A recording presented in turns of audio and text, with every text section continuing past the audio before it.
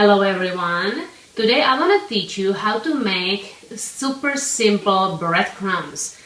This way you don't waste any bread that you don't want to eat. Maybe it's just 3 days old and you feel like, oh, it's not tasty anymore. And instead of throwing it in a trash, you can actually store it, let it completely dry up, and then you can make breadcrumbs. So I recommend using a white bread.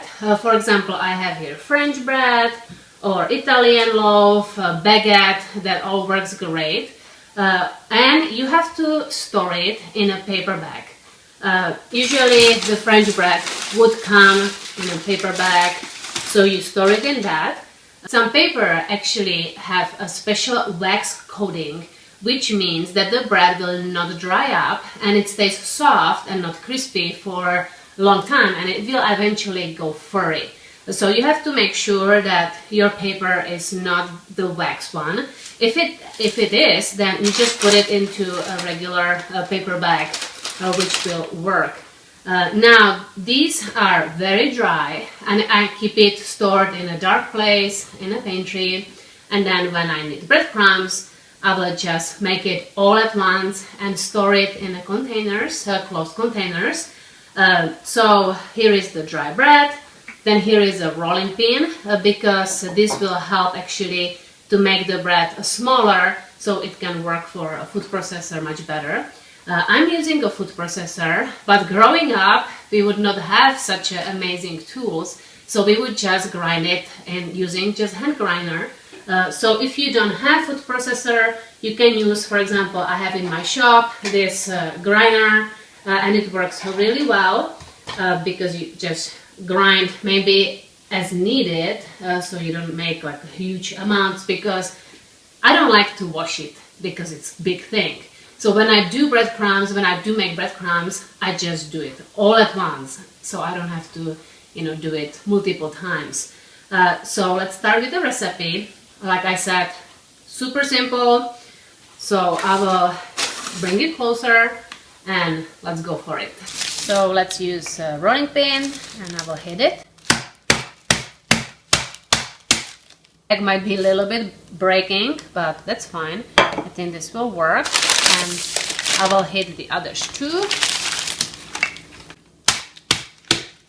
For the food processor, you will need this attachment, so make sure to use that. And now let's add our bread.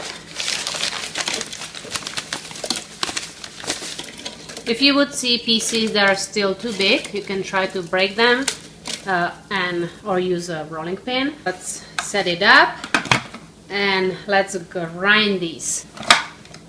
So let's start.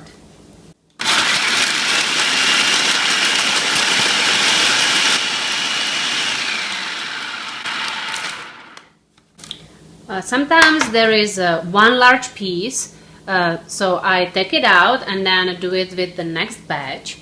But this is it. Now our breadcrumbs are done, and I will just put it into a container. I have here a container that it's like a paper container from oatmeal, so this works great for me. So I will just put it straight into the container, cover it with lid, and I have actually full pantry of dry bread. Like I said, I like to use it all at once, so I'm going to continue, but this is it. It's super simple, so I hope that you will be doing it as well, because nothing beats homemade breadcrumbs. The taste is just amazing. And I wanted also to let you know, if you prefer something like Italian breadcrumbs, which has some herbs in it, you can definitely mix it with this regular breadcrumbs and do it as you prefer. So I hope you enjoyed this fast video, and let me know if you are doing your own breadcrumbs. Bye guys! I'm done grinding, and I wanted to show you how much I made. Let's see, it's full containers. Now the pantry is finally empty, no more dry bread. So this should last me a long time. And I just cover it all and store it. And it's perfect.